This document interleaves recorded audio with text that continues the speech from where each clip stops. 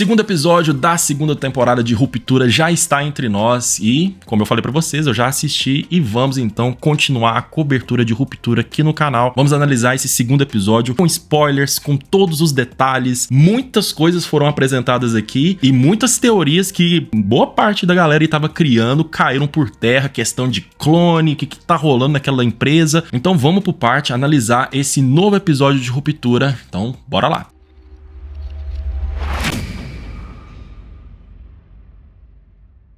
E aí, cinéfilos, vocês estão bom? Pô, eu sou o Matheus Felipe, se você caiu de paraquedas aqui, seja muito bem-vindo, você está no Loading Séries. Primeiro eu peço pra você deixar o seu like, isso fortalece muito o nosso trabalho. Se inscreva aqui no canal, que nós postamos muita coisa sobre filmes e séries, e também segue a gente nas redes sociais, lá tem dica de filme e série todo santo dia. Vou deixar os links aqui do Instagram, do TikTok, todos são @Loading Séries, vou deixar tudo aqui na descrição pra vocês. E como eu falei pra vocês, tá sendo um mês bem especial, porque estamos fazendo a cobertura completa de Ruptura, postando vídeo de cada episódio, com spoilers, desvendando ali os enigmas, trazendo teorias. Já postei 2 vídeos sobre o primeiro episódio da nova temporada, vou deixar linkado aqui pra vocês assistirem depois. E esse segundo episódio foi mais curto, porém ele acabou respondendo algumas coisas pra nós, mas também abriu novas possibilidades, principalmente de desenvolvimento de personagem. Então tem muita coisa pra gente conversar, fechou? Bom, o episódio começou, primeiro eu falei pra vocês no vídeo passado, se você não assistiu, vou deixar o link na descrição. Como esse primeiro episódio foi totalmente com a visão dos personagens internos, digamos assim, aqueles que trabalham ali dentro e tudo, eu acreditava que esse segundo episódio eles iriam focar totalmente do lado externo, e foi isso que aconteceu. Esse episódio focou exatamente logo após os internos terem ligado ali, né, ficado do mundo externo ali por 39 minutos, e aí nós fomos ver como que foram as consequências, né, do que aconteceu, como que a Lumon reagiu. E uma coisa que já desmentiu, né, que aconteceu no primeiro episódio é que o Milchick falou pro Mark, né, que se passaram, né, depois da rebelião, se passaram 5 meses, que eles se tornaram famosos, não sei o que tem. Aconteceu nada disso, como eu disse, era a Lumon manipulando ali o Mark. Se passaram apenas 48 horas, foi um final de semana, parece que aconteceu uma sexta-noite. A Lumon teve ali 2 dias pra resolver e trazer aqueles novos personagens ali pra equipe do Mark, mas vamos com calma que tem muita coisa pra gente desenvolver, mas já começou por terra isso, falando, né, que aconteceu em apenas 48 horas. Um ponto muito interessante desse episódio, que como focou exclusivamente do lado externo, eu queria falar mais do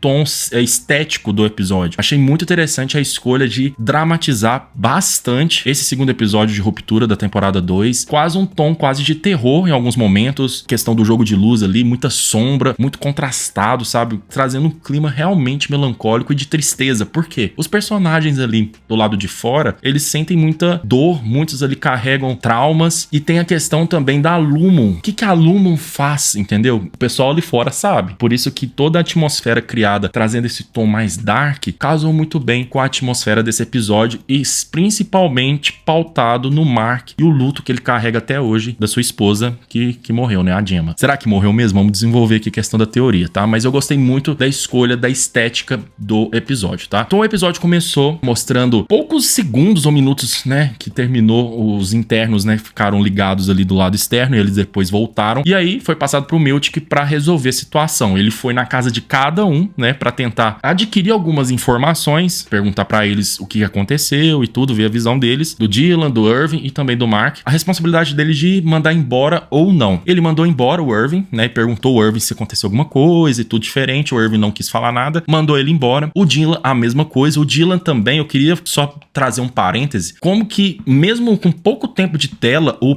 personagem é bem diferente, né? A personalidade do Dylan é bem diferente do externo, do lado interno. Isso acontece com quase todos ali os personagens, mas ficou muito evidente agora do Dylan. Enfim, mandou ele embora, mandou embora o Irving. E quando ele foi na casa da irmã do Mark e tudo, a gente teve a surpresa que ele não mandou o Mark embora. Falou, né, que espera ele na segunda-feira, ou seja, o Milchick queria o Mark ali na empresa, até falou em tom meio enigmático, algumas palavras ali e tudo, mas ele não quis mandar o Mark embora. E o episódio também focou bastante na irmã do Mark, a Devon, que está assim, com uma pulga atrás da orelha, tá encucada com aquilo que o Mark externo falou no final da primeira temporada, que ela está viva, e ela ficou falando, né, pro irmão dela, o Mark interno, e ela foi falar pro Mark externo, né, que é o irmão dela que vive com ela, assim, conhece ela, por que ele gritou isso disse tudo? Será que ele quis dizer alguma coisa da sua esposa? Ele estava segurando a foto da sua esposa. E o Mark claramente não querendo tocar no assunto, falando que não tem nada a ver, que ele deve ter falado alguma coisa da bebê, não sei o que tem. Coisa do tipo. O episódio também, logo após isso, mostrou a Lumon, né? A Hailey teve um papo ali com seu pai, um pequeno papo, né? Falando com ele ali, só que não mostrou muita coisa. E aí a Lumon já fez ali sua jogada pra tentar amenizar a situação. A Hailey gravou, né? Um depoimento, né? Um vídeo pedindo desculpa, que aquilo que ela falou foi por conta da bebedeira, que acabou misturando com remédio, essas coisas do tipo, pra tentar nem apaziguar a situação, ou seja, um jeitinho ali empresarial pra tentar abafar o caso, né? E aí depois trouxe a personagem da senhora Cobell, né? Ela que denunciou pra eles, falou assim, olha, os internos estão conseguindo ficar do lado de fora. O que vocês vão fazer? Levaram ela pra Lumon, lembrando que ela foi demitida, né? Ela tava pistola, tava com muita raiva, mas aí eles falaram, né? Agradeceram ela pediu, queriam pedir de desculpas. A Helena, né? A Helen, ela falou, não, te peço desculpas e ainda mais, queremos você de volta. Então a senhorita Cobell ficou super animada, não, vou ter meu trabalho de volta. Só que aí acabou falando que ela não ia trabalhar no setor de ruptura e sim no conselho, um cargo novo que ela iria começar. E aí a senhorita Cobell meio que não quis aceitar, porque parece que eles estavam criando esse emprego pra ela, só pra ter ela próxima. Por quê? Porque, pessoal, ela tem muitas informações daquele local, ela pode acabar revelando muita coisa. Ela é uma peça crucial pro desenvolvimento dessa temporada, porque ela tem muitas informações, então a Lumon quer o quê? Quer que ela fique perto pra ela não falar nada, né? Porque vai meio que controlá-la, né? Mas ela não aceitou e foi embora. Teve um discurso muito interessante da Ellen com o pessoal ali da Lumon, falando sobre o Mark, né? Falando sobre ele, essa questão de, pô, precisamos que ele fique aqui até a gente conseguir o que queremos. Precisamos que ele fique aqui até que nós desenvolvemos o Cold Harbor. Pessoal, voltou naquela tela do final do primeiro episódio dessa temporada, o Cold Harbor que eu conversei com vocês, e eu vou até parar um pouquinho aqui pra pedir desculpas, porque esse frame me deixou meio maluco, me deixou confuso, porque eu primeiro assisti falando, opa, é a Gemma, é a senhorita Casey, mas depois eu falei, não, é uma pessoa parecida. Então eu acabei até gravando o primeiro vídeo falando que era uma outra pessoa, mas não. Aquela pessoa que apareceu no final do primeiro episódio, na tela do computador, com vários números, com porcentagem, parece que tinha alguma coisa de vitalidade, era realmente a senhorita Casey, a Gemma, a esposa do Mark. Aparentemente, eles estão fazendo um projeto com ela, que a gente tem que teorizar, né, sobre o que eles estão tentando fazer, e que eles precisam do Mark. Por isso que o Mark não foi mandado embora, eles precisam dele. E aí, no primeiro episódio, o Mark fez todo um oba-oba lá pra tentar trazer seus colegas de volta, né, que eles tinham sido mandados embora, eles não iriam mais voltar, mas por conta da rebeldia, da rebelião dele, a Lumon foi forçada a trazer eles de volta. Então, mostrou, né, foi até interessante o episódio